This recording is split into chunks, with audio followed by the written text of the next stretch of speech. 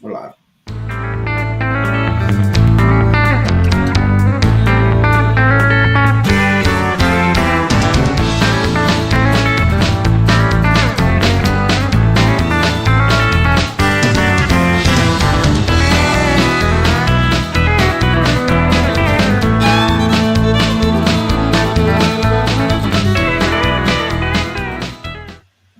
What's up, guys? What is up? Welcome back to Deck Talk Podcast. We have got a killer show for you tonight. And just want to let you know, guys, though, that we do have a new Facebook page for Deck Talk Podcast. So go check that out. It is Deck Talk Podcast. And you do not want to miss it. But if you don't know, I'm Colin Burnett. And I am Norman Lee. Man, Colin, we have a great episode tonight. But first, we have to talk about a sponsor for tonight's episode. This episode is brought to you by Riff Mask. Riff is designed utilizing an innovative double-layer fabric system which provides ongoing ventilation, and ultra light comfort. Riff isn't only protecting you, but it's protecting your way of life as an outdoorsman for the future. Whether you work, play, hunt, or fish, Riff has brought sun protection to another level, creating headwear that is comfortable, practical, and effective, ensuring your safety and giving you a peace of mind. I'm telling you guys, you got to check out Riff headgear. Go to www.riffmask.com. Don't forget, make sure you use that discount code DECKTOP10 at checkout for your instant savings. Again, that's riffmask.com. Don't forget, use that discount code DECKTOP10. Man, we have a great episode lined up for you tonight. But you know what? That kind of leads us into our guest tonight. He is the creator and owner of the sponsor of tonight's episode, the man behind the best head and face protection that this industry has ever seen. And oh yeah, did I mention he's a pretty darn good fisherman as well.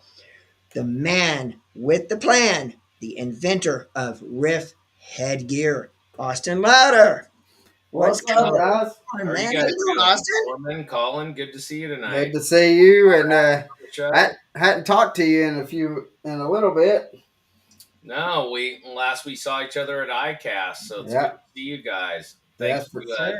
John Pate for introducing us. Yeah, for Yeah. sure, for sure. And I tell you, I was glad that he introduced me because the next day that after we seen you, we took those masks down to the Everglades. Well, first we took it to what was it, Lake June, and went crappie fishing. I have never seen so many bugs, and everybody that we had Norman and Dennis Crenshaw with Lake Placid Freshwater and Charters. They were like swatting bugs. I had that mask on, and I was like, "Man, what's up with y'all?" It kept It all the really bugs works off. for that. Oh man, it was great. I Those loved it. bugs were bad that night, dude. And Colin remembered to bring his Riff mask. I left mine in my truck. Unfortunately, I was swatting bugs all night long with those lights we had going, and because it was nighttime, and I don't know those bugs down in Florida. But man, Colin didn't have any issues. He was sitting back there just fishing, jacking crappie one after the other, and I was swatting bugs half the night. Well, this sunburn that's on my face and those bugs, as a snook fisherman in Florida, if you're a snook fisherman, you're a night fisherman. Right. So I fished a lot at night, and it doesn't matter what time of year you're out there at night. When it gets dark, the bugs are on you right then, and lots of times right before. And so in the old days, we'd be fishing tailing redfish at sunset and be Right. wading out on these flats, and it's getting dark, and they're just freaky tailing out there, and the bugs would just swarm you. And now, that I have that thing, it's very easy to stay out in all Oh yeah. kinds of weather and elements, bugs. It's Well, really been a godsend. And today, like today, I got a sunburn. I went out on a half day, and it was cloudy, and I didn't bring my mask, and look what happened to me. Exactly. But It- yeah, and the thing is like, which we talked about it earlier. Like, you get sunburned more when it's a cloudy day than you do if it's bluebird skies and Absolutely. And that was today here. I mean, literally as a guide, that was, you remember to put your sunscreen on until you hit the cloudy day. Yeah. And then you forget, and then you come home and you're sunburned, and it's In a and lot of hey, in I lots of did it. cases, And this yeah, is maybe it was meant to be because we realized, one of the biggest reasons why I invented the mask was because honestly, as a full time fishing outfitter and guide year round, every day having to rely on that money to Yeah. feed my family, oh it was yeah, hard to go out and worry every day about this. Yeah. yeah, So now that I got home and I see that I'm sunburned, I'm a little worried. Like, hey, it's a reason to put it back on tomorrow because yeah. I'll Yeah. But get you know, a lot in a lot of cases, even when the sun's not shining down on you, that reflection coming off that water in a lot of cases is a lot worse than that direct sunlight Yeah. that's coming down on it's top of way you. worse, and Oh that's yeah, it's almost like standing with a mirror, Yeah. reflecting back at you. absolutely. You got basically acres of a mirror just reflecting that sunlight back up at you. Yeah. That's what one of the reasons. This was the original Riff headgear right here that I made through a seamstress, and um, Right? when I first made it, I wore it outside. I thought initially that we could wear it over the outside of the sunglasses, if you can imagine that. Well, what would happen was it would hit the glasses, and still I was coming home looking just like this until we made it so we could go up under the sunglasses. Yeah. And when you do that, that gets rid of all this reflective burn that could get inside. And so, legitimately, you don't get that if you're wearing it. Yeah. Exactly. Well, and And another thing is though with that, uh, and I got it right here, um, is like you see, this is the mask part that he's talking about that goes up underneath. It does just like this. That's right. And what I Austin, what I really like about it, I mean, because I mean, I wear glasses. If I don't wear glasses, I can't see. And the how other masks will fog up your glasses. yeah, This it does not fog up your glasses, and exactly. that was That's that double protection right there from the reflection and the fogging. And yeah, that's how Exactly. we get that. And then the bungee pulls it nice and snug yeah, right through here, and the rest is off of you. Yeah, and I right, was going to say the same thing before you had mentioned that, Colin. But yeah, it's only you know what I over the years I have probably wore every buff known to man that's out there, and I have never found a buff, and especially when you got your sunglasses on, or like me, I wear glasses too. I've never found a buff that don't fog your glasses until I got with Riff and started wearing the Riff mask. But the other thing too, Austin, you can go into this a little bit more in detail, but all of your other buffs that I've ever wore is clingy. Uh, they're basically very, very uncomfortable to wear. Riff Mask, man, it is the most comfortable thing. In a lot of cases, you don't really even know you have it on because it's not clingy. I It agree. doesn't cling to your yeah, skin. Very, very lightweight, but it's a double layer fabric, which gives you added protection, which also is going to help ventilate the mask to keep you a little bit warmer in the wintertime. And it also is going to keep you a little bit cooler in the summertime when you're down in Florida and it's 95 degrees out. So you're not going to It be crazy does. hot yeah, like your typical buffs that you're so much used to wearing.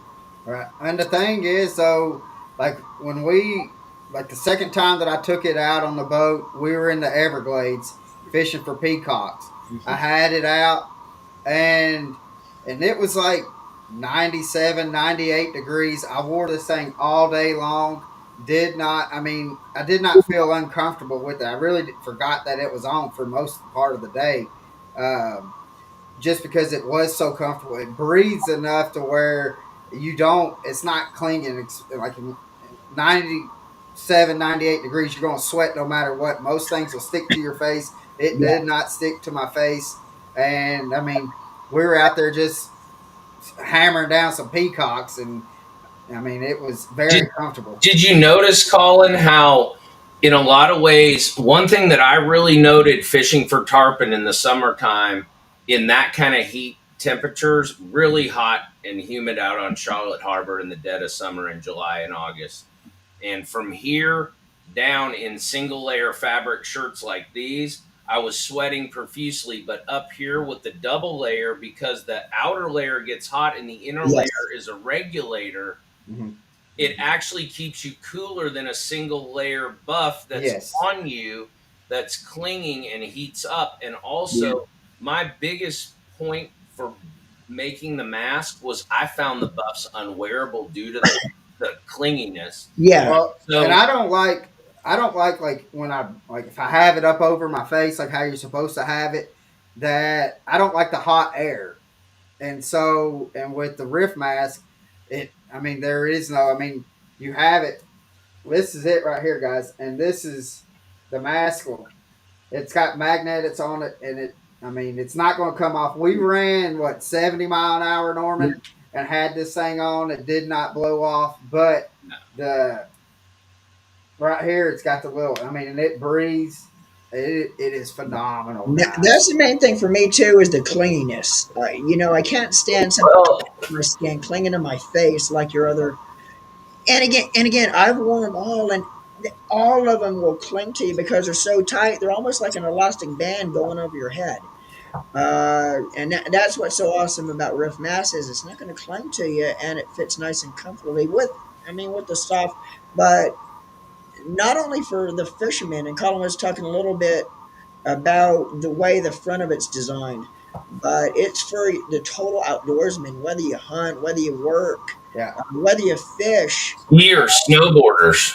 Yeah, and you'll go into this a little bit more, Austin, but if you're a duck hunter, you can put a duck call right up Oh, under absolutely. yeah. entrance to your mouth. Well, I Water. tell you, Yeah. I mean, I it's I got one of the, or you sent me one of these, another one, and I told you that I was going to give it to my cousin, and he's a big hunter. He fishes it or hunts in like right. some hunting clubs and stuff like that. And he had just went to Brazil, and when he went to Brazil, he took this thing with him. He said Right. that was the best thing best mask that he has ever had, and he said that he was looking forward to putting this out on the having it on during the when he was in a deer stand just to see what it does. He said, "Man, this was the best thing that." And everybody that was down there, that he said everybody that I could understand in Brazil was asking me where did I get it. Hey, And Austin, so Well, I mean, that's music to my ears. I mean, I just love to hear these stories. yeah, Austin, if you don't mind, grab the mannequin that's sitting next to you Yeah. and pull it up and show everybody with the mannequin the way the front of it's designed. Uh, uh, use the mannequin if you can because it kind of he's is. got one right there. Oh, I got you. Show them as far as how it's designed, how you can get the duck calls under it, and the magnetic system you have for easy rip away.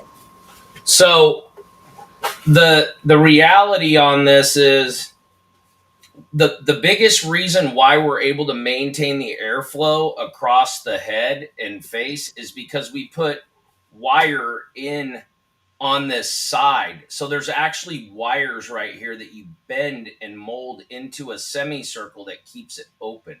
So even in the lowest amount of airflow, like really light winds, if you've got just a little bit, it comes through.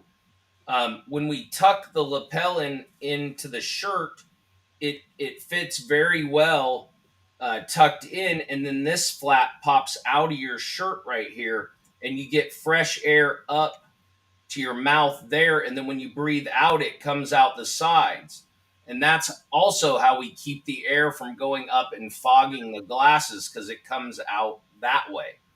Yeah, Uh, it's all magnetic all the way around, so you can basically rip that off. And now you can see we've got a bungee system here that controls the brim, and then a bungee system around the back right here that you can pull and secure around your head.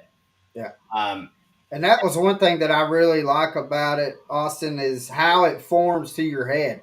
And Yeah. you can, I mean, anybody's head, you can form that around. And again, like we've had it going down the river, was in Norman's boat going 70 mile an hour. and I never did once feel that it was going to come off my head or Yeah. anything like that. It just stayed right there.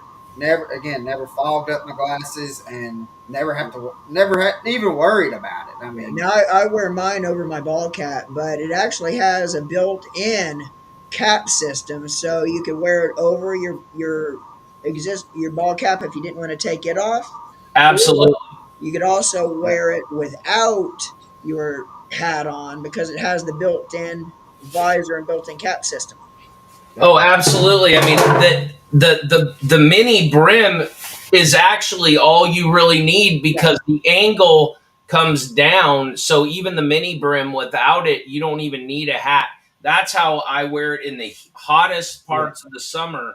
Is I wear it without a yeah, hat at all, yeah. and then notice, I don't have any hair. Norman likes visors. It pulls over either one. Yeah. Well, even when we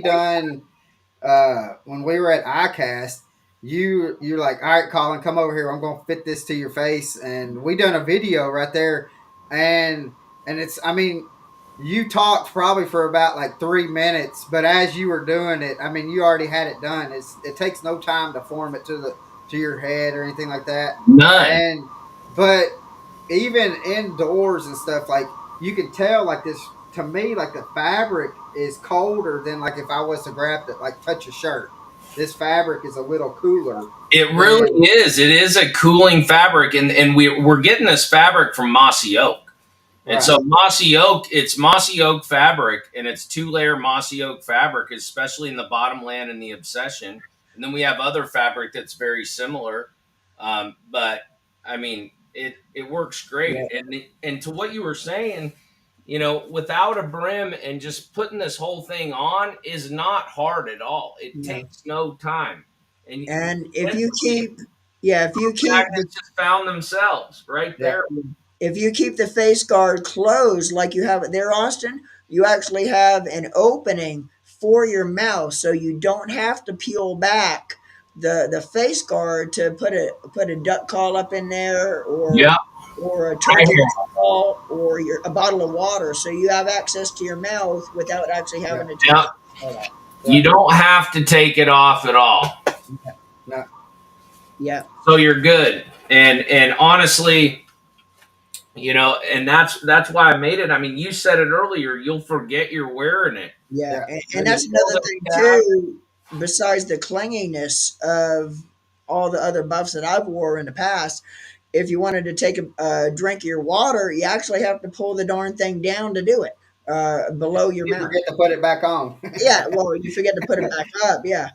But the other thing too is one of my biggest habits before I started using Riff is I'll actually show up at the boat ramp in the morning with it around my neck. And where is it when I come off the water? Around my neck, because it's too Never pulled up. going to pull up during the day, and I come back beat red. But with Riff Mask, I just put it on as soon as we start in the morning, and never know it's there because Yeah. it's so darn comfortable. It And really.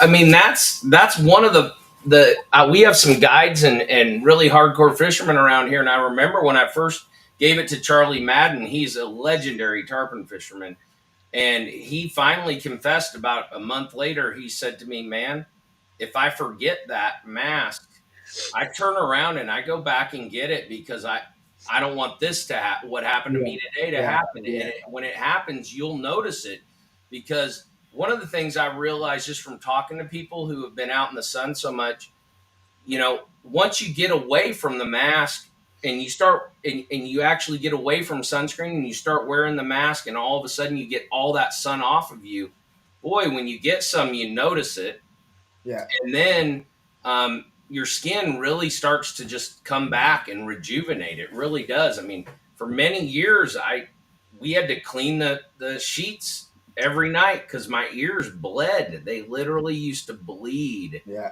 nightly. Um, so I'm very thankful today, really actually grateful that I have that thing to wear because I really was in a lot of fear over yeah, just doing the things that I love. When you come home from doing what you love and someone says, "Hey, you might be doing too much of that. You're getting a lot of sun." yeah, We know yeah, what that can do, and it yeah. is it will weigh on you. Yeah. Yeah, and especially like I mean nowadays you're hearing more and more of people having like little skin cancers just pop up and stuff like that. Hmm. And so that's why like Norman and I will always like we like all of our fishing shirts are long sleeve shirts where we I think if I was to get skin cancer, I'm going to get it on my feet because I always wear chacos. Yeah. There And you go. but ever since we got these, I mean, this has literally been the best thing that we have had. That we've been able to put our hands on and been able to use, even though like people might, well, this ain't fishing, but this is outdoors. This is, I mean, any kind of or you're doing fishing, hunting, skiing, like what you said. You could wear this, and it's going to make a big difference. Yeah. And like what I've noticed, like because I've worn it when it's been colder here. Um, it really doesn't knock down the chill from like how cold it is. But if I could put a toboggan on and knock that off, right? But the main thing is this is going over your face and it's knocking down that wind and knocking down that wind. It makes it feel about 15, 20 degrees warmer. It doesn't really change the temperature, but what you wear over it, any hood fits over that hood. Yeah, So I do that all the time. I'm out there every day fishing. It was cold today. I'll have that thing on and then my typical hooded, raincoat Yeah. or whatever yeah. I'm wearing for sure. So, Absolutely. One. well, I think I just answered that. We got a question that says, "How well does it work in the wintertime?" But I think we kind of just answered that. Oh, Uh, it works phenomenally well in the cold and in the mountains. yeah, I'm originally from Montana, so I guide out west every summer. yeah, And then I'm there through the fall, and I actually have to fish in some really cold conditions in Yeah. September, October right, time. It actually we're fishing in snow. I've fished in blizzards in August before. So that thing performs amazingly well. And one of the things it does that people don't think about is say you're out in a rainstorm or the snow and you have that on and then you're in your raincoat or whatever your hat over that and that's fine, all those layers are fine, but it really sort of keeps you from feeling the wind, like you were saying, Colin. yeah, And then also because you're fully enclosed, you're not heating up on the inside and fogging out your glasses. It's not making you overly hot. And then say mhm, your raincoat starts to get wet from rain, and with a bare head or no hat, a lot of times you're feeling that. Yeah. yeah, So if you have that layer on, even in a rainstorm in Florida in the summer, I'm wearing that thing and I'm not getting wet through mhm, there. And honestly, we've sprayed the fabrics with waterproof coatings and it works great. The thing repels water magically. yeah, Um, Yeah. and we're going to be launching some new all seasons masks that actually have waterproof outer layers. Yeah. So right. that'll be something to look forward to on down the Exactly. road. Well, And like you're talking about, not only the sun protection, but no matter what type of element you have to deal with, whether it be sun, cold, heat, bugs, wind, Rain. rain, it's going to protect you from it all. Uh, there's not no other buff or headgear out there that's going to do that. That's going to no, protect you against all the different elements. But one more thing too, and I don't know if you're wanting to talk about this yet or not, because I know it's not been released yet. But you want to go into a little bit about the pocket that's going to be in them, or don't you want to talk about that right yet? Well, I mean, ultimately, we showed it at ICAST, so I think we can talk about it here. Right. I actually have a one of the not the new Gen 2 samples. We have those are coming, but this is the one I showed at ICAST, and uh, so we put a zipper through here so that we can insert like heat and cold packs. I have them in the Exactly. freezer, yeah, and we partnered with Mossy Oak to deliver some heating elements in there. So for the duck hunters and guys like that on down the road who are or skiers, snowboarders, we can heat and cool the masks effectively too. And Yeah. for right now, I mean, we all agree it already regulates temperature as it is. Yeah. So because we can do that anyway, we can heat and cool it without fogging or blowing out the Mhm. glasses. And I know because I've tested it. So Yeah. that's exciting to have Yeah. that ability. Not only will we, you know, we'll be able to do that, but the mask performs without it. So just go, Yeah. Yeah. try it without it, and you'll find out that you don't really need it when you have that. But it's nice to know that we can have everything. Yeah. Exactly. Another question is: it says the collar on the mask. Does it?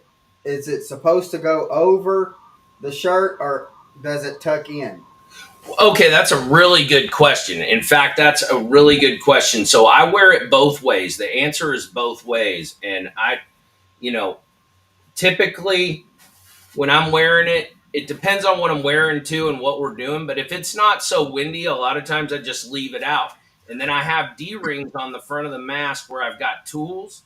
So if I'm fishing and I want my nippers out where I can get them, or say I'm the one fishing and I want it in here so my line's not catching it, I tuck it in. But the way we designed the lapel, and this one's actually got heat packs and cool packs in it now. They're in here. Um, it it tucks right in and flushes right up with your shirt, so it's very easy to just get it like this and kind of pull it where you want it and get it situated, and then just come around and do all this. Now I tighten my bungees up too much and just get it on. And then that way you can wear it like this. Now, one of the biggest features is when you tuck it in, like so, you pop this flap out. You don't want to leave that in your shirt because you get fresh air coming up right from there. Yeah. Right. That's a really critical thing to know. So, in really extreme heat, I want that air coming up. I want to tuck this Exactly. thing in. I don't want that blocked off. Yeah. Right. Other times when it's cooler outside, it doesn't matter. So, you can wear it out. Yeah. Yeah. If Yeah. And I'm running at full speed, if I'm running at high wind speeds and I want my mask secure, I tuck it in for sure. That's impressive, Austin. You just mentioned a little bit ago about the D rings. Now you actually have D rings on each side.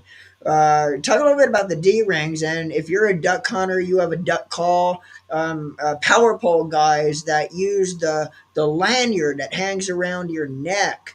Talk about the D rings. You could actually attach your tools to the D rings, so you'll never have to search for them in lockers in your glove box. They're always going to be right here hanging on your D rings on your mask. Absolutely. I mean that as a snook fisherman, every time you catch a snook, unlike a largemouth bass, those snook are braiding that line. They abrade it every time they have a sandpaper mouth. So ultimately, I was always wearing nippers around my neck and tools around my neck. Well, they kind of pull the Exactly. trolling motor pulls the remote. yeah. So at iCast, I had this whole thing tricked out with my tarpon rig, which was with I use the D rings right. They're right down here on both sides, and you can mount the remote, so you can actually put heavy weighted stuff right here. And the way that it sits on your chest right in here, it actually pulls into your chest. And I don't know if you guys have tried this, Norman and Colin, but if you get some heavy weighted stuff, you don't really feel it pulling Mhm.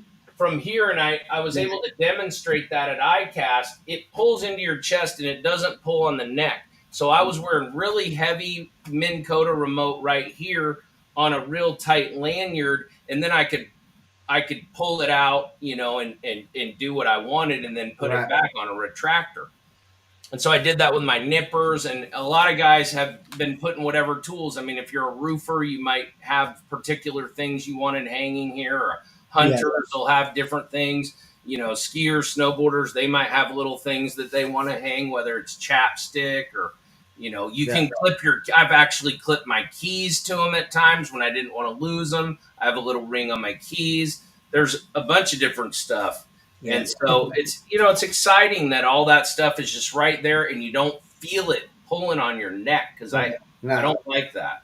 And you just mentioned it there too. Not only if you fish, not only if you hunt, but just your everyday worker. If you work outdoors, It's the best thing in the world. That's I mean, why I made it. construction worker. If you Outdoor workers. work on the roads, I mean, it's great. You don't only have to be fishing, have to be hunting to wear it too. Wear it in everyday life if you're outdoors working. I've Nobody, actually, you bring up a good point, Norman. We had a lot of construction around here last fall due to the hurricane. So I brought it around and gave quite a few away to hurricane workers around, and they were all so grateful. And they all said we wish we had these before the hurricane. yeah, You know what I yeah, mean?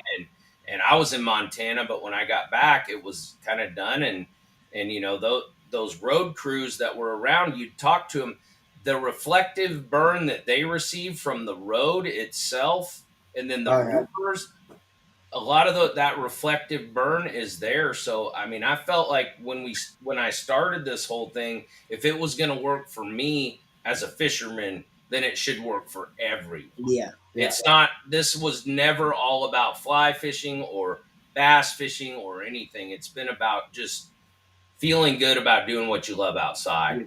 And really that's what the name riff means. A guitar riff is play more of what you like to play and hear. So that's Right. why we call it that. That's really where the name came That's from. awesome. Yeah. Now, let's see. Let's. Philip is asking about the where can they? What's the website again? And I'll pop it up if you want to. It's riffheadgear.com. Oh, I need to change that. Riffmasks.com will take you there too. They're both live. But Okay. riffheadgear.com is, we just launched, we're proud to say we just launched a brand new website, and it's really been working smoothly. And so I hope everybody has a good user and experience. the new website is actually riffmask.com, right? It's riffheadgear.com, but they Oh, both okay. domains are live. All right, I'll have to change that on the stuff I've been doing because yesterday I asked you and you texted me riffmask.com. Did I? Yeah. I'm sorry. They both work. Okay. I got it fixed now. So, And uh, make sure, guys, too, when you go on riffmask.com or riffheadgear.com, check them out and make sure use that discount code DeckTalk10 as well. You'll Yes, get a little bit of a savings off your order. absolutely. yeah. Don't forget, use that discount code.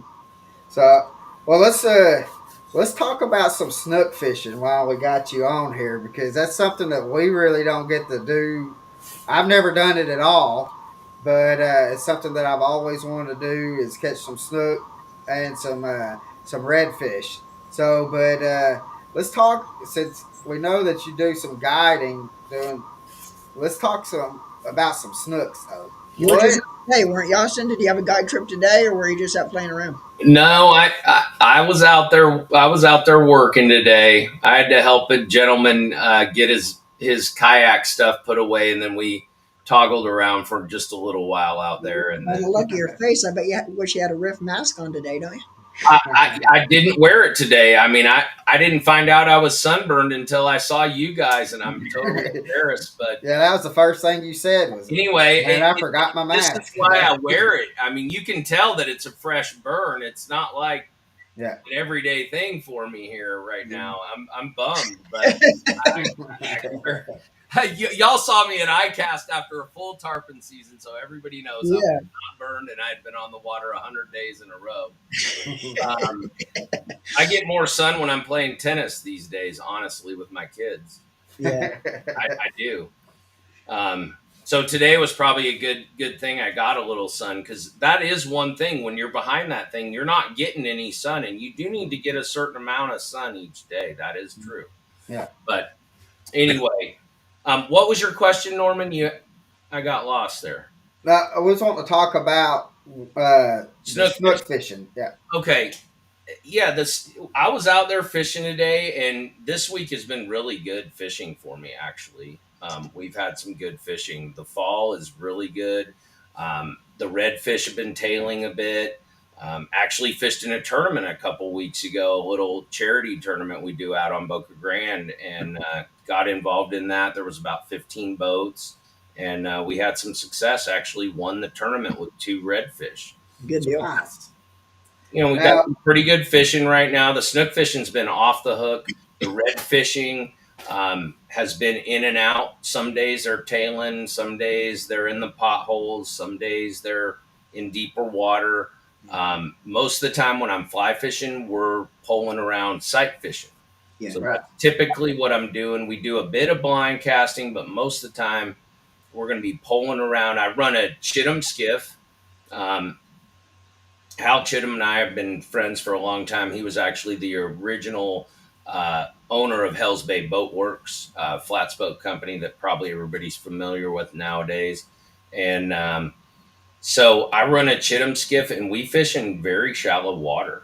A lot of times. I mean, we're talking. I mean, yesterday I had to push my boat that drafts 6 inches into where I was going. So it, Now, whereabouts do you guide? And if anybody wants to book a snook trip with you, is there a different platform or a different area that people could go actually find you to book a trip? Or how could people book a yeah, I trip? mean, if you type in my name, Austin Louder, Captain Austin Louder, they'll find me. All right, good deal. Yeah. Absolutely. Um, I have a website called seeandstream.com, which is basically alludes to my Montana in the summertime. I'm an outfitter out there.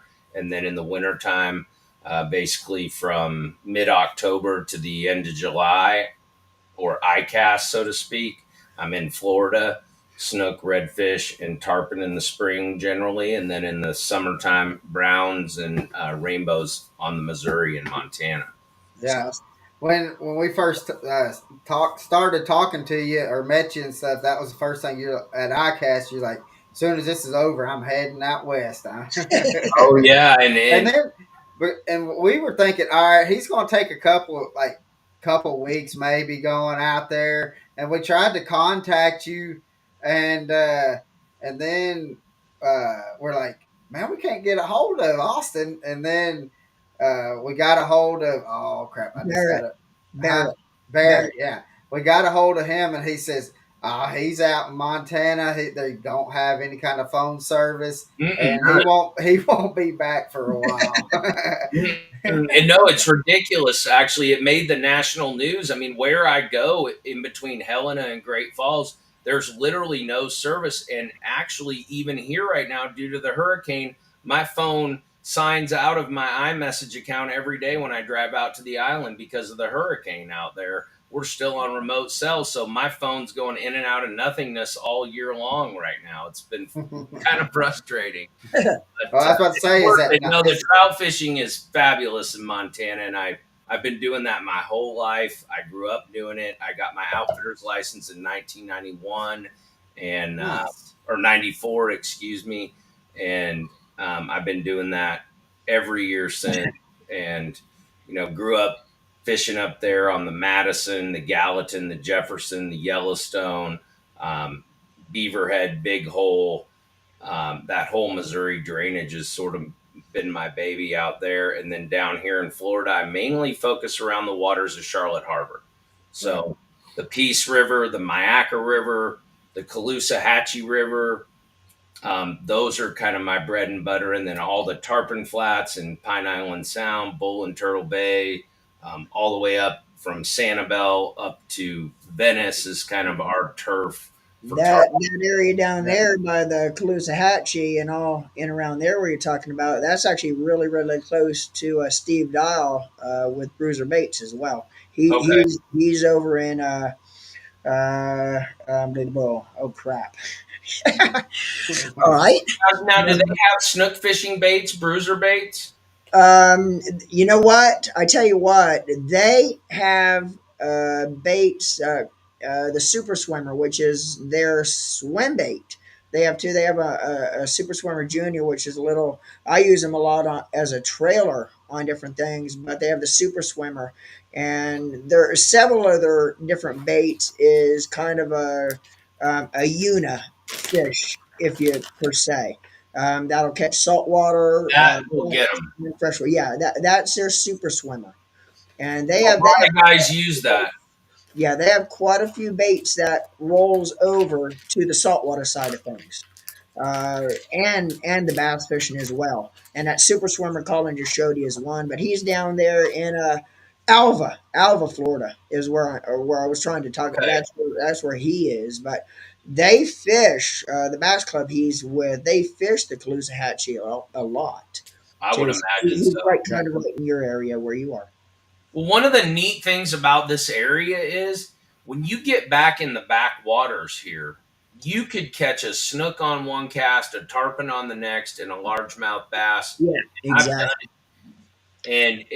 and I mean, so it's just fabulous to have that diversity, whether you're fishing freshwater or saltwater. In a lot of ways, they cross over in Florida. Yeah. You can find a variety of different fish in all kinds of different places. Yeah, there's actually been people that caught snook in Lake Okeechobee. A lot of people that not familiar with Okeechobee, it has actually a little bit of brackish because it's a waterway. It's connected to the Atlantic through the Caloosahatchee, or the Gulf through the Caloosahatchee, and it's connected to the Atlantic where you could actually go straight through.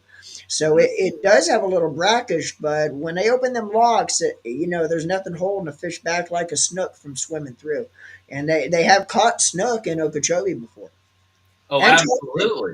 There, Oh, there, there, tarpon.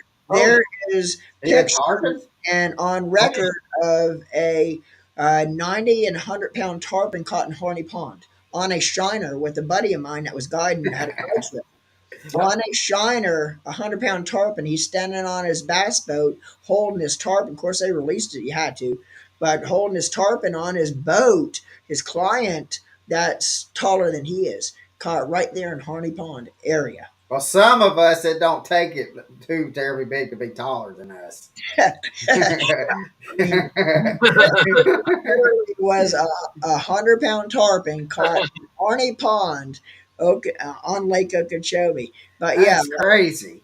I mean, when they open them locks, if a fish could survive brackish, and there's quite a bit of Oh, saltwater fish yeah. that can survive in brackish water. Okeechobee basically is brackish. You don't. A Yeah. lot of people don't realize that, but a saltwater fish that can live in brackish could survive in Lake Okeechobee. Well, and that's a tarpon's specialty. That's why they have that gas bladder where they roll and they can Right. breathe oxygen. The juveniles when the eggs go out into the Gulf and then they disperse into the backwaters in the summertime, those larvae end up in the areas where the least amount of oxygen is because that's the only place they can survive. So then they grow up on the mosquito larvae in all those really way back places. So you don't really realize it, but most of your juvenile tarpon are actually in sort of fresh water by the time they're growing up in basically fresh water, but it's brackish. Nice. And so they can be right in there with, I mean, we're catching even out of the Peace River, the Myakka, and the Caloosahatchee, and I've even caught largemouth bass out of the middle of the Charlotte Harbor, Yeah. Wow. and so have a lot of people. And the other thing that's kind of interesting lately is we're having reports of people catching bonefish around Charlotte Harbor now, which is Wow. on fly rods, which Yeah. that it's I don't know if they're coming back or if they're just extending their range, but we haven't seen that before, and I've heard a good Right. number of reports of people catching bonefish. Yeah. Wow. I, Now, I got that picture of that tarpon somewhere in my deepest parts of my archives here. I'm gonna have to find that picture of that tarpon tomorrow, and I'm gonna have to post it now that we're that's talking. crazy. Now you got me thinking back on that, and that wasn't too long ago neither. That was, I think, about 5 or 6 years ago. Oh When yeah, you caught that, but yeah, I'm gonna have to find that picture tomorrow and post it. well I want to see that picture because that's really cool that you caught 100 pounder in there. Yeah, no, I didn't catch it. Is a buddy of mine that was Oh, actually another guide buddy of mine that was actually guide. He actually had a guide trip that day, and his client caught it. But that's so I'm cool. gonna find I a picture. couldn't imagine seeing that. You're thinking you're going to catch some bass, and then you see this tarpon just. Oh yeah, could you Well, imagine? So you've seen it and seen what it was. That'd be. I mean, I don't know. there's some places down here where you can literally go and you'll be seeing tarpon like that and catching a largemouth bass. Oh You know, yeah, there yeah. are. That's- It's an amazing. Florida is an amazing place to go fishing. And just like the tarpon being able to swim through the locks towards Okeechobee and survive in brackish water, bass is no different. Bass actually, when they open the locks, there's nothing saying that bass isn't going to swim on yeah. the Gulf side of it. Because when you get down to before. I'm about to drop my phone. When you get down to Franklin Locks, so you got Artona and then Franklin Locks. Once you get to Franklin Locks, the Okeechobee side or the Artona side of the locks is freshwater. You get on the other side is completely saltwater. As you get on the Gulf side of Franklin Locks. So what happens is when them locks open and close, you're having a little bit. They can't keep 100% of that salt water from getting into the freshwater side, and that's where you get your brackish water. So is there like bull sharks and stuff that's getting into Okeechobee too? Oh yeah. If they can swim through, yes.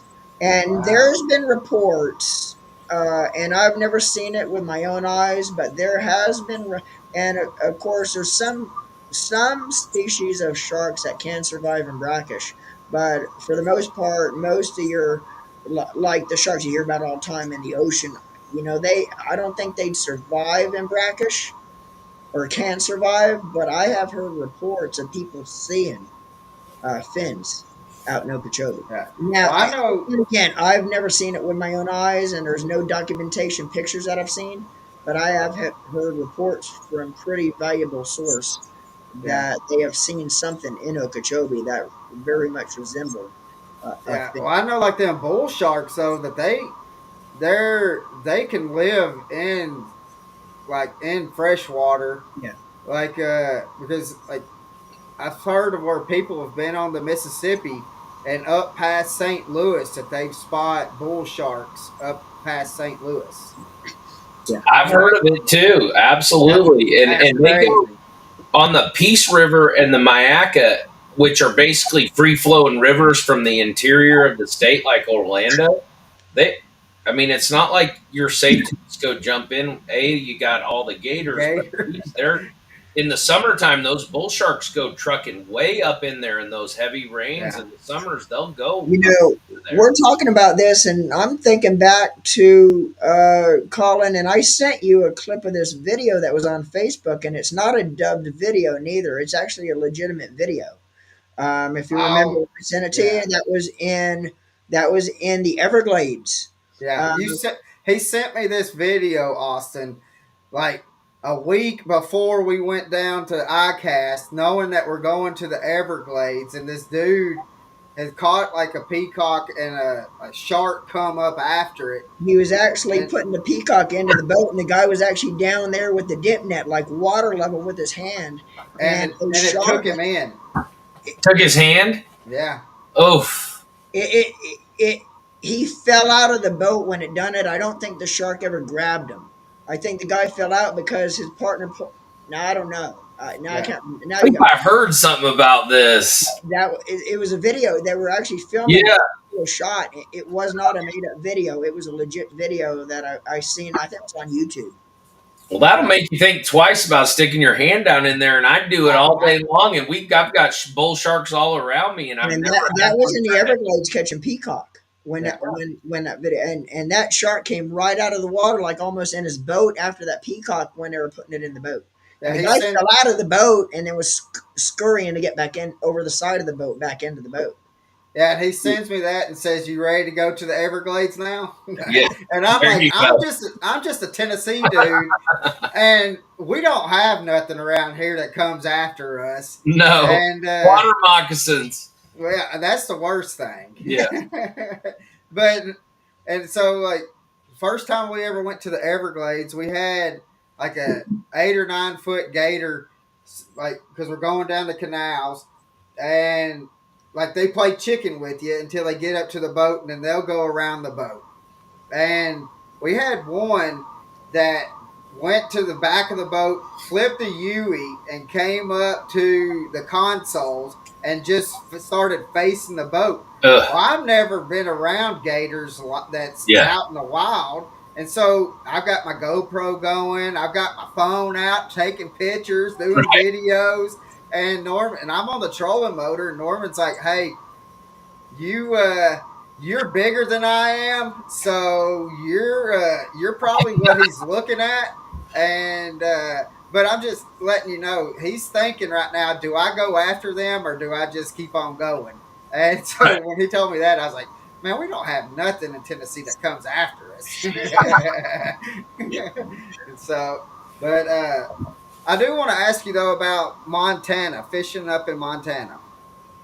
When one of my favorite parts of fishing around here is during the mayfly hatch.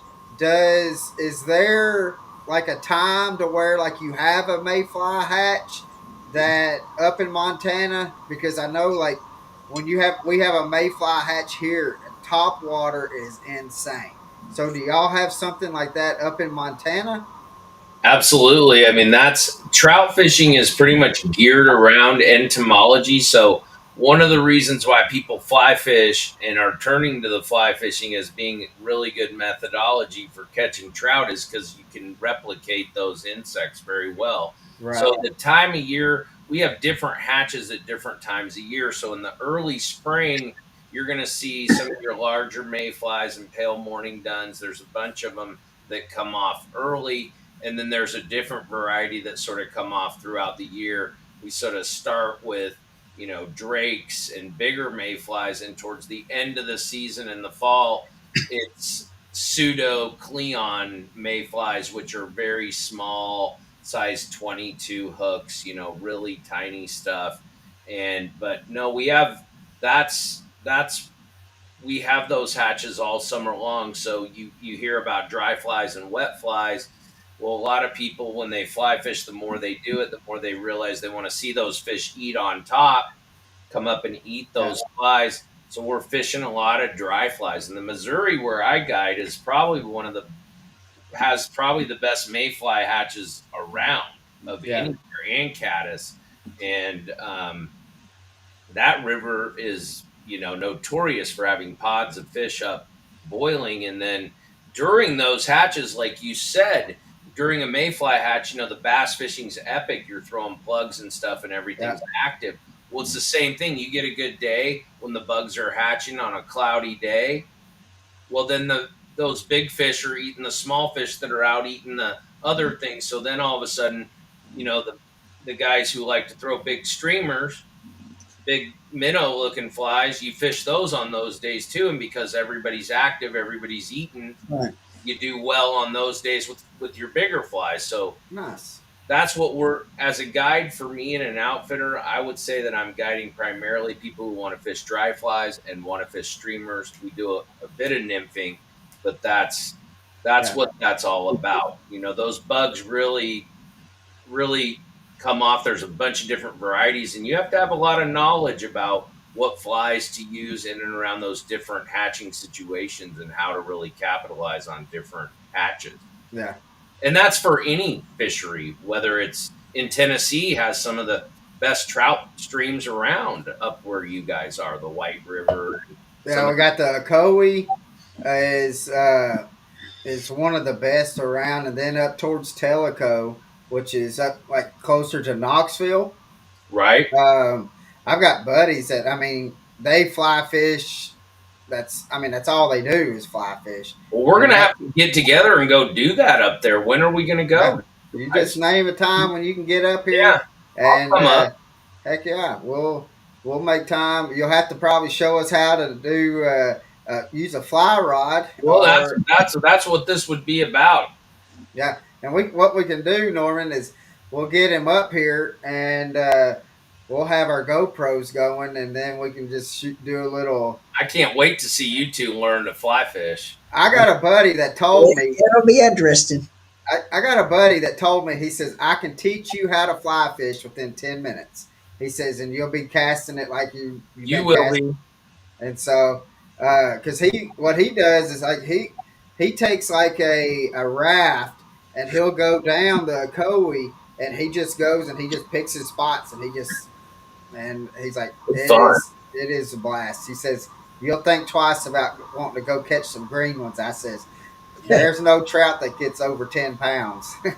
Oh, they do though. Right up by you guys, they got the biggest trout around up there in those rivers. What is I that? know. The Little Red River and the White River. They have brown trout up to 50 pounds. I used to. Wow. One thing that was kind of funny back in the day, we used to go to a lot of fly fishing shows, and there was actually the the dean of fly fishing for the what is it? Penn State.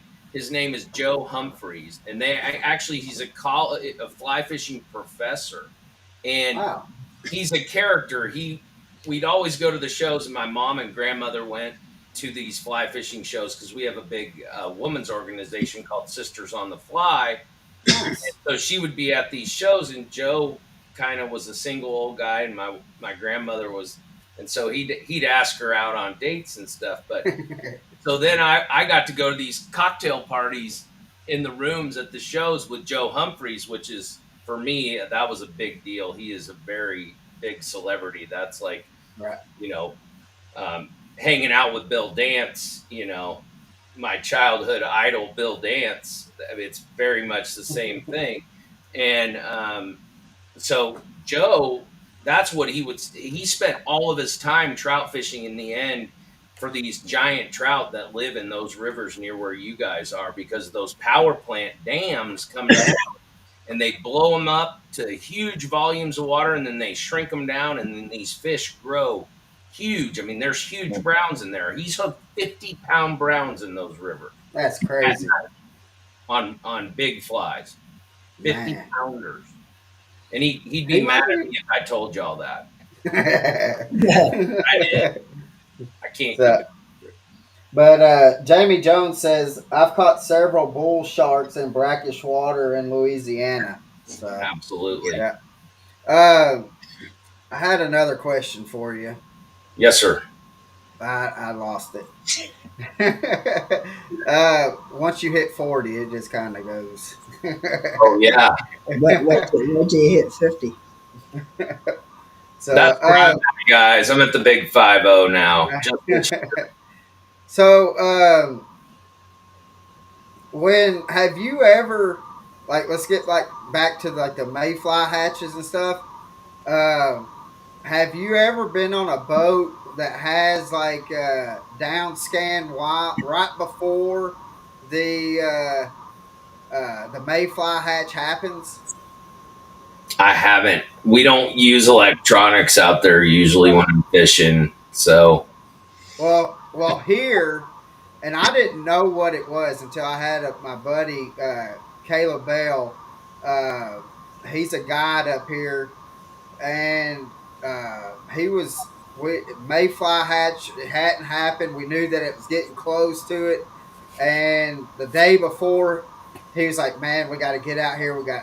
I've crushed them right here," and what it does is like you can see the bottom, but then about like 4 feet above the bottom of the like the water or the ground or whatever, you see like it's just cloudy.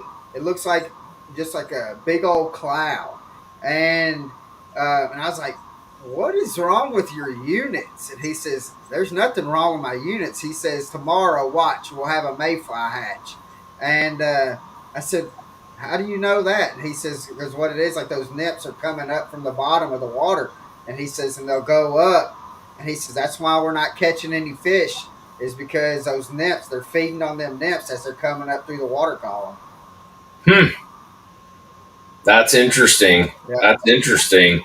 I mean, it has to be, because when those hatches come off on the rivers and you're witness to it, I mean, the emergences can be amazing. Yeah. This summer, we had the most amazing trico hatch that we've had on the Missouri in years. I mean, you could come around a corner. There's this one place we called Jackson Rock. You'd come around the corner, you could hear the fish eating them. They were just up on top. Just every fish was up there. All that is amazing. It's pretty cool. That's something I'd have to, because I mean, being from Nashville, like we don't have any rivers and stuff, so I've always grown up fishing lakes, bass fishing, like and bluegill, crappie, catfish, or whatever.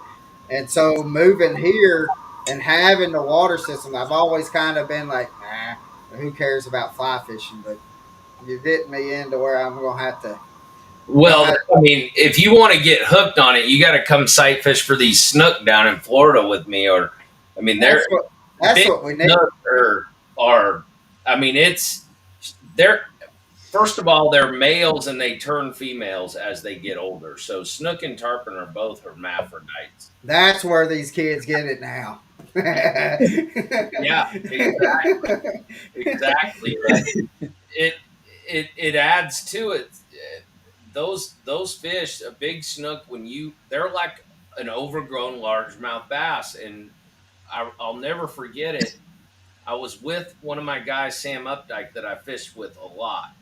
And there's a video of this online too. I can't remember what we called it, but I think I called it Sambo the Snook Master. That's the video online. But we were fishing, and I had waited a bank with him in the morning, and then had walked back to the boat and left him, and had to go get the boat and then pick him up.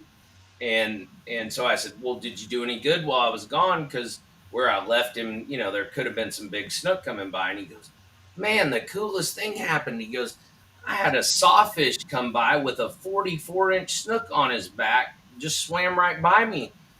And I said, "Well, that's a dead ringer." I said, "Did you throw it on? Did you get bit from the snook?" And he said, "Yeah, I threw it right up on that sawfish's back and let that fly come off, and that snook ate it." And he goes, "And Austin, I lifted the rod tip when it ate it, and I missed it. And then it tried to eat it again, and I wiggled it again and pulled it out of its mouth," which is easy to do with a fly rod. You'll understand when you start fly fishing. So he pulled the fly out of his mouth when he was in gin clear water, and this giant thing ate it. He pulled it out of its mouth.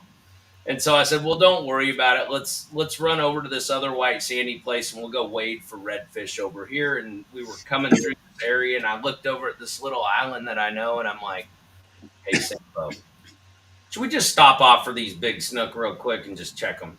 They never eat it, but we may as well just see if we can get a few casts off at these big giant snook. They're usually on this island," and I was just going by it, and so I figured the time was now. So I wrong banked him, went up there, and we start pushing up this island. And I look off the side of the boat, and I'm looking down, and I'm like, I literally call it out. I'm like, 40-pound snook, 20 feet, 3 o'clock, like that. And he's like, "Whoa." And I said, "Yeah." And it kind of swam away and then turned and just sat there and stopped. It was facing us. It just kind of went away and then turned around. I was just sitting there going, "Whoa."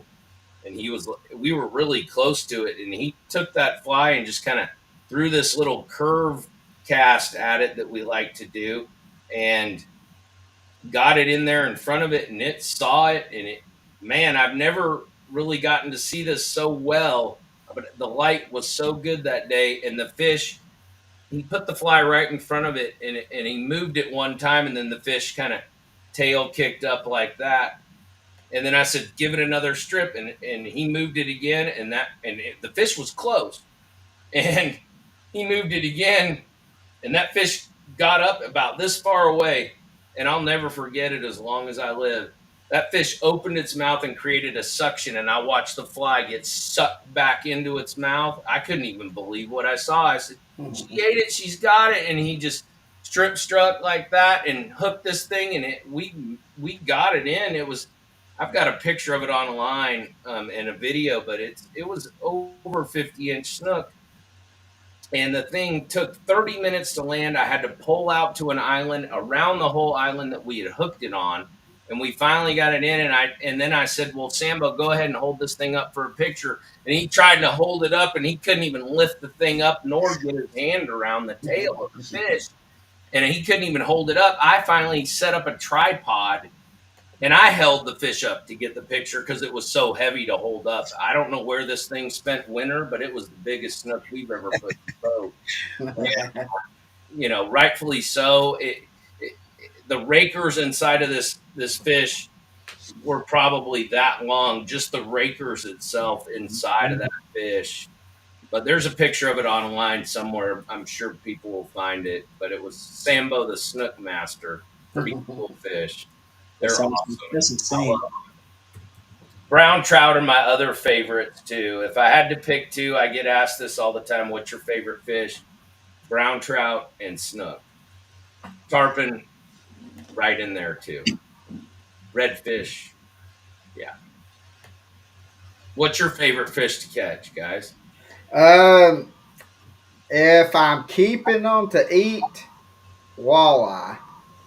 Okay, Uh, I agree. Mm-hmm. um, but to just go out and trying to figure a fish out would have to be either a largemouth or a smallmouth.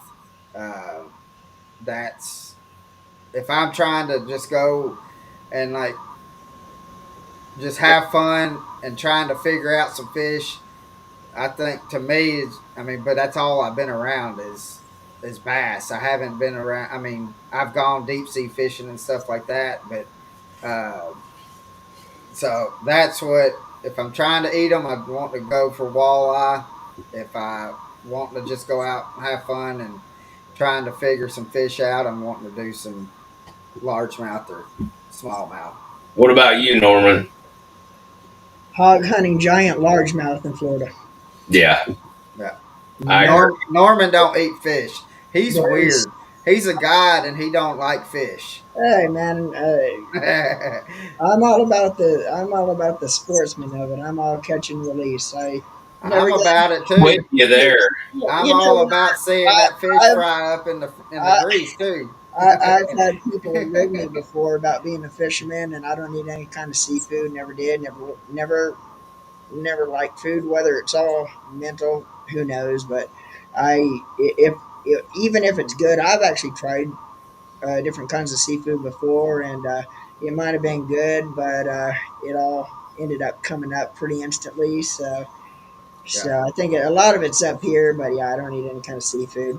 But growing up in Florida, guiding in Florida for 15 years, there's nothing like fishing in about 20 to 25 foot of water and for largemouth bass and having your rod tip just start loading up on you, and when you pull back it doesn't even move. It's like you're hooked on bottom but the bottom's moving, and Yeah. there's no other feeling like that. So I would say for me it would be hog hunting giant largemouth in Florida. I agree with that too. Well, And I think about it a lot. Like, what am I going to do if I ever retire from guiding down here? And you mentioned smallmouth bass. Smallmouth bass, I grew up catching them, and they are probably my favorite fish. I mean, if I retire and I want to go fish for something interesting, it's going to be smallmouth bass because they fight hard. Oh They're yeah. pretty river, yeah. and Yeah, now you mentioned smallmouth. I would say, slowly smallmouth is kind of overtaken the hog hunting big largemouth, because now I'm guiding up here, I'm targeting, especially like with most of my trips, I'm targeting smallmouth now more than we're actually targeting largemouth on most of my times I'm heading to the lake or the river.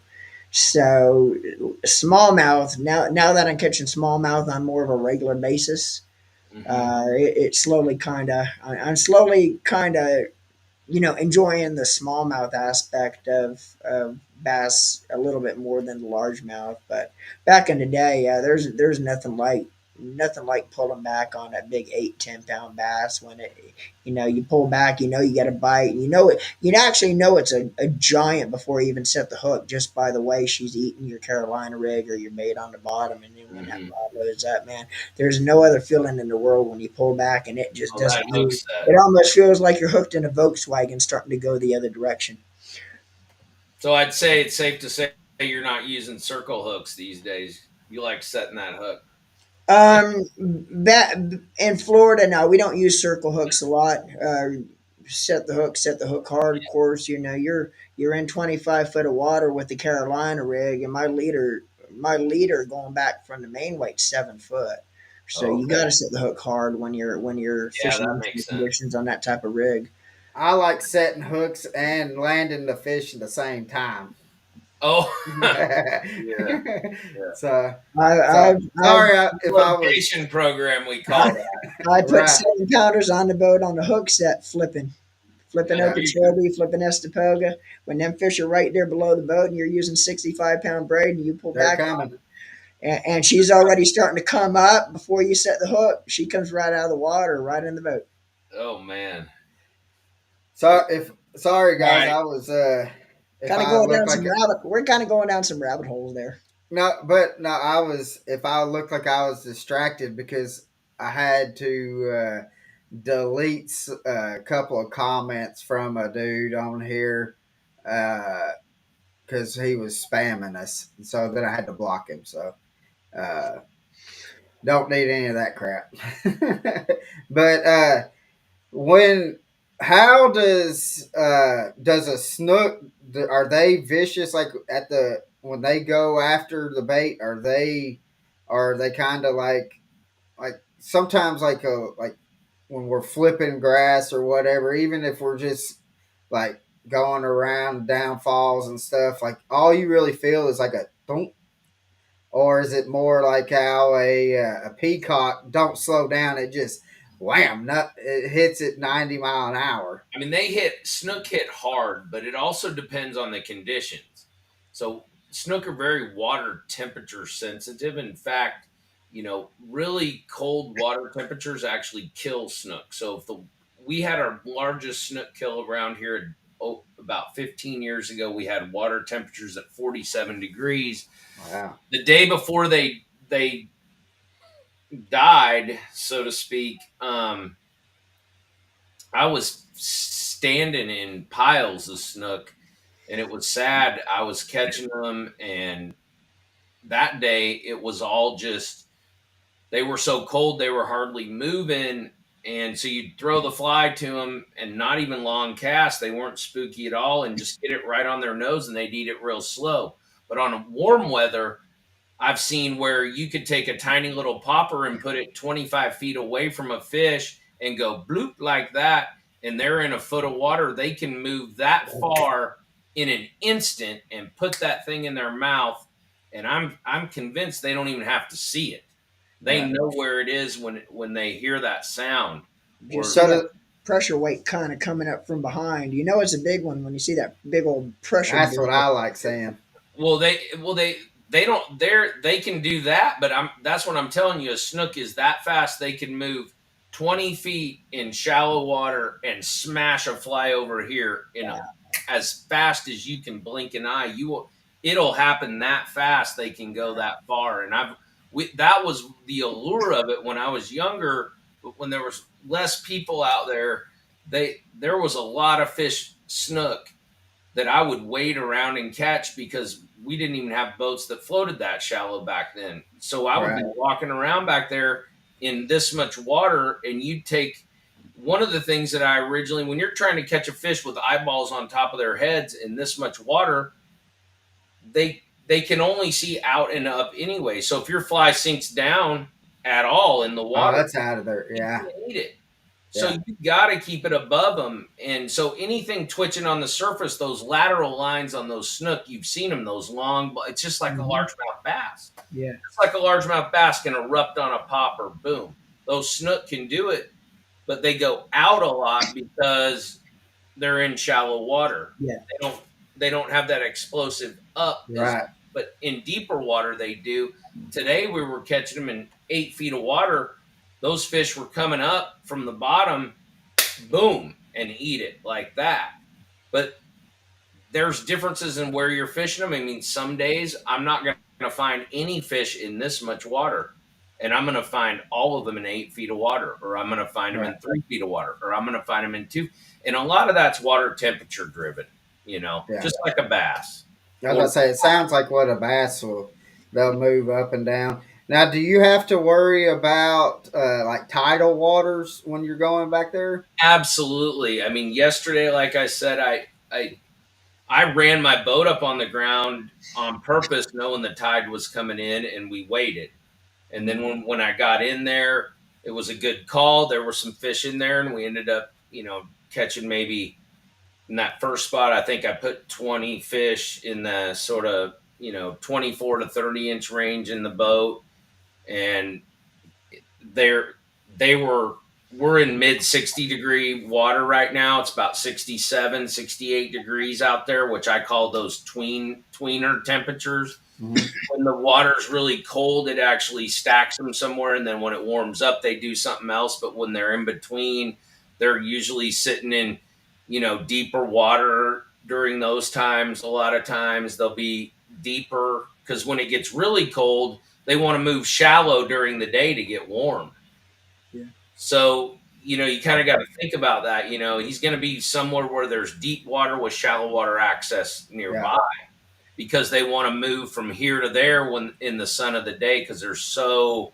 I mean, snooks slow way down when the water temperature drops, their metabolism drops. It doesn't mean they don't eat, it just means they don't eat as much. Right. Now, Florida has a snook season too, don't they?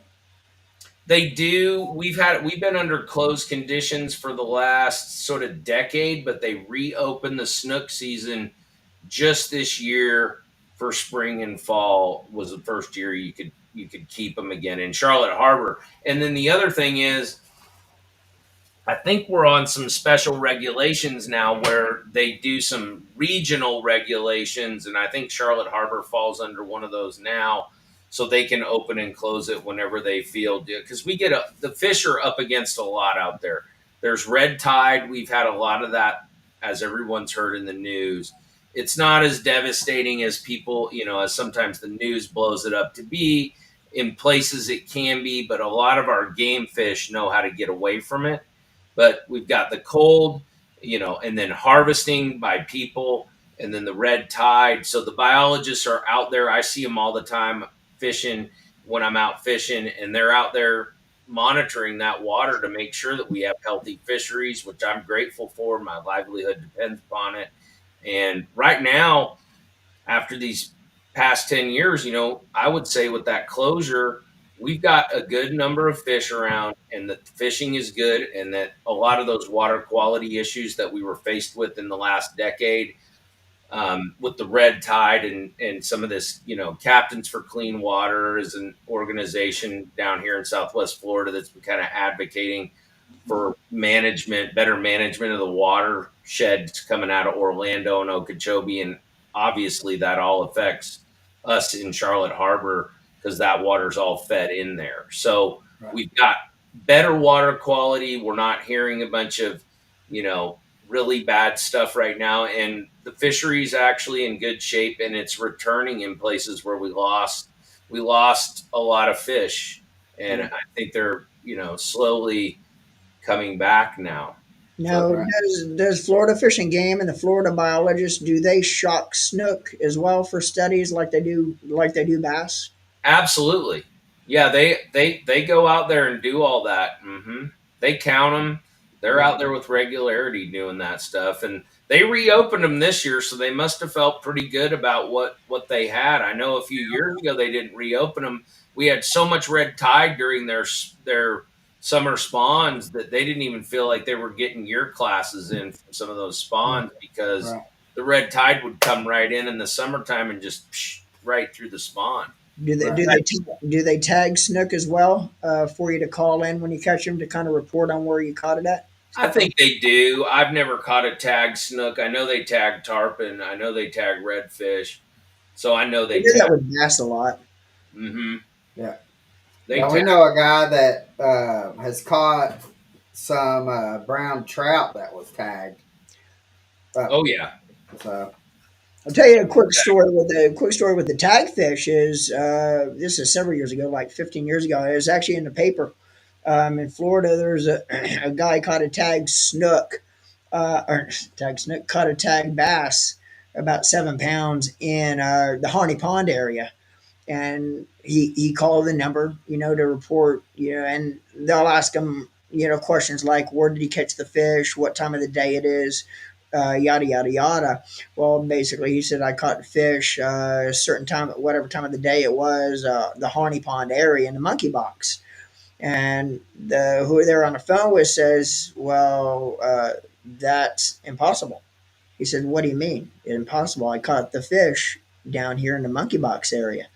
And the guy that was on the phone from Fish and Game says, "Well, we actually just caught or tagged that fish, shot that fish in the monkey box area 3 days ago."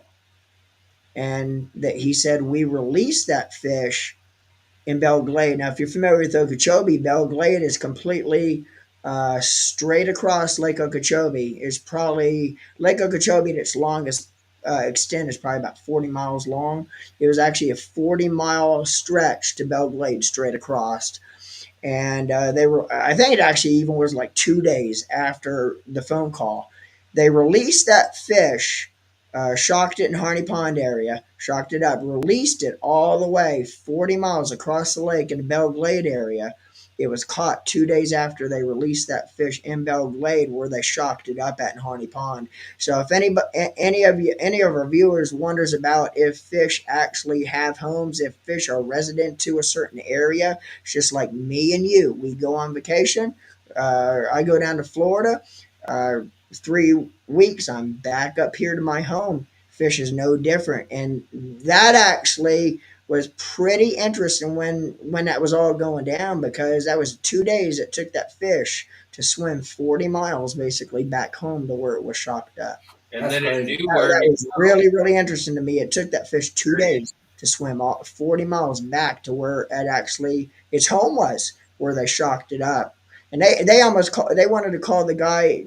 He didn't know what he was talking about. The guy said, I've fished, he was an older gentleman, I've fished Okeechobee for over 50 years. I know where I am. I know where I caught that fish. Sure enough, he caught it right where they shocked it up, but they released it right after they shocked it 40 miles across the lake in Belle Glade. It took that fish 2 days to swim all the way back to where it That's lived. really cool to know. Yeah, Yeah, Fish can really move and they know where they're going. It's so interesting. Norman, exactly. that reminds me of something. I had a client who bought a tag from the Bonefish Tarpon Trust for a tarpon, and Hmm. we caught a tarpon. What was it?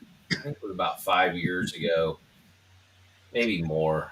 And he had the tag, and he was in my boat. And the biologist for the BTT lived out on Pine Island, so he came when we had the tarpon at the boat. Clark had, when we had it on, he had called Aaron Adams, the biologist. And so Aaron ran out in his Mitzi skiff, came up to our boat, and installed the tag on the tarpon. And because my client had paid for the tag for the BTT, they gave him the rights to be able to track the fish. So the interesting thing was the tarpon was about an 80-pound tarpon that got tagged right here. And then 3 days later, that tarpon popped up in Jacksonville, Florida. wow. Yeah. We're on the Gulf side. I mean, and so it was in June. So when that tarpon left Boca, like, must have left after we caught them, because those fish did leave. They did. I went down there like 2 days later and they weren't even really there. And they went south and around to Jacksonville in the middle of the summer. That's crazy. I mean, we all think that the tarpon are going north over here, you know, to Texas right now when they come up that way that time of year. That's the thought. I mean, that's what I would think. But no, Yeah. those fish left here and went around the other way. For what reason? Who knows? That's crazy. Well, we've had you on for over an hour and 20 minutes, brother. And Man, we time flies when you're having fun and just chit chatting about fishing and outdoors and stuff. But again, if you will give us, and I'll put it down on the bottom here too, where they can contact or be able to get the Riff Mask. you've got it there. Yep, Riffheadgear.com. that's it. That's it. So, but so, guys, we want you to go check it out. We guarantee you that you will not be disappointed with this mask. I know it has been a game changer, and it's in my boat all the time. The only reason why it's actually that I have it here now is for the fact because when I cleaned my boat out to allow a buddy of mine to use it, I I brought it all into my office and stuff. So that's the only reason why I have it have it in here. If not, it's in the boat. So, It but really works great, and I hope everybody goes out and gets one and tries it and finds out that they can go yeah, do what they love more of outside and not have to worry. yeah, And honestly, when you get that sun off of you, you're really going to be glad you did. I know I am, and today yeah, I can tell that I got it, and I don't like it. But So, whatever. That's but yeah, we like that. we want y'all to go and get it. Use that discount code and go look at their websites. And also, if you want, excuse me, if you want to do some snook fishing, look up. Uh, crap. Did it freeze? No. Okay. Look up Austin and holler at him. Schedule your trip, and I mean, you just hear him talking and how he's excited about all the fishing and stuff like that, and what he does is so interesting. Uh, Go book your trip. You're going to have a blast.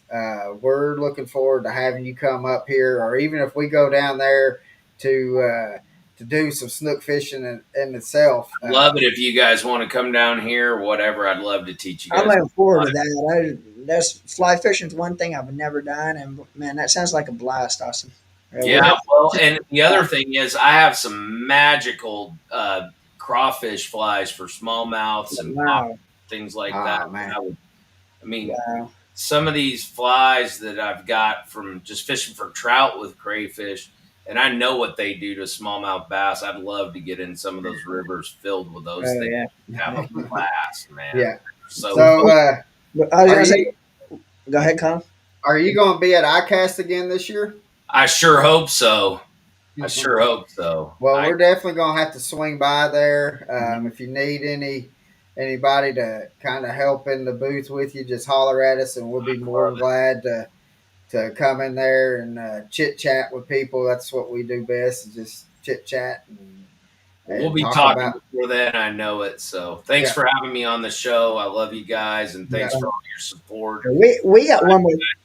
We got one more question for you, Austin. Oh Yes, And yeah, sir. yeah, yeah. I guess I'll go ahead and do a question that's kind of become famous here with the deck talk here since we got started with the podcast. But this is a question we ask all of our guests at the end of every show, Austin.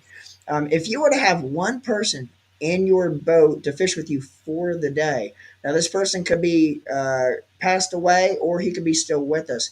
Or Who would she, it, huh? or she. Or she? Who would that person be and why? Oh, that'd be my son. Yeah, if I could have one, or my daughter, Rose. Well, all three of my kids, but That's nice. my son, yeah, Austin Gray. Yeah, I love him. We That's Yeah, love to fish together, so that's who I'd have for that sure. is awesome.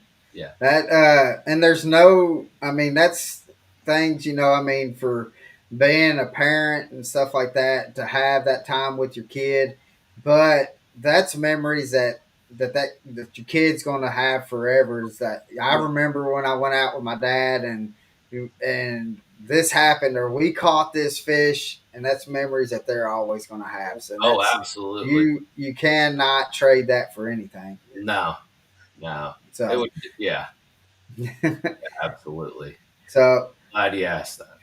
but Finish up, Austin. Hang on before you click off for a couple minutes as well. After we go off live. Okay. So, but guys, we had about an hour and a half on here. Again, make sure you go to riffheadgear.com, use the discount code DECKTALK10, and get you a mask. Hey, it's Christmas time. You do, if you got somebody that's a fisherman, outdoorsman, uh, that's a perfect gift for them. Make a And great stuffing stucker. Or yeah, stuffer. There you go. so I haven't been drinking neither. Not yet. so, Not but yet. but guys, yeah, that is. We want y'all to use the discount code. Austin got that hooked up for us, so we want to be able to utilize it. Have our viewers be able to utilize the discount code and get you a discount on top of it. There's nothing better. You're going to appreciate it. You're going to thank us here later. But that's all I got to say, Norman. And I hope that y'all live the passion. And we'll see you next week. Yep. Thanks, guys.